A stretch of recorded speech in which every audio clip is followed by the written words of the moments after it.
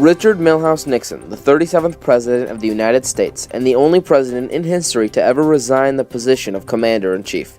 The reason for his resignation was due to his suspected involvement in the Watergate scandal.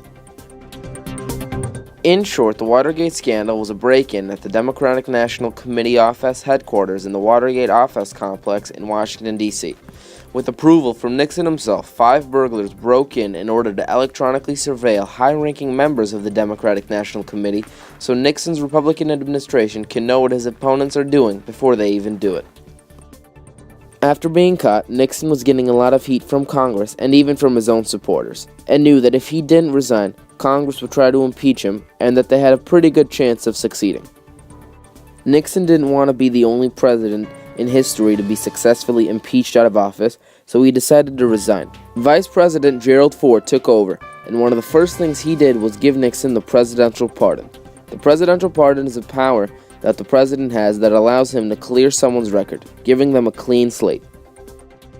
Although there was and is a lot of controversy about this topic, President Ford did the right thing by pardoning Nixon for several reasons.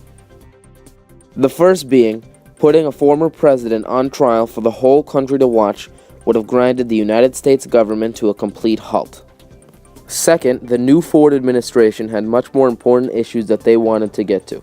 Putting the president on trial was not one of them. And lastly, the country needed to move on and look for a brighter tomorrow and not dwell on the past.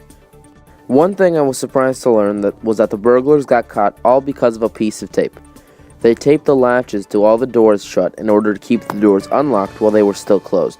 And the night security guard, Frank Willis, saw this tape and immediately called the police. So essentially, the most powerful man in the free world was brought down all because of a little piece of tape. Ford was smart in his decision to pardon Nixon because if Nixon would have been tried in court, almost every aspect of the United States government would not function properly. Everyone would be glued to their TV and radio, and the government would accomplish very little, which would be hurtful both to the people and to the economy because there was much to be done during that time period, such as ending the Vietnam War, which Ford felt would be dragged on if Nixon was prosecuted and more soldiers would die.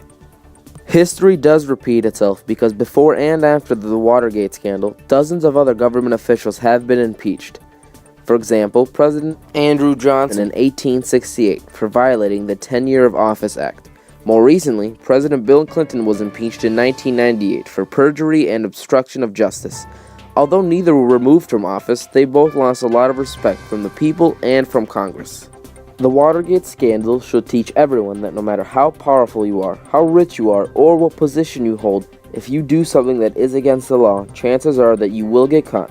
And even though you may not go to prison, you may lose your job and be looked down upon by the whole country.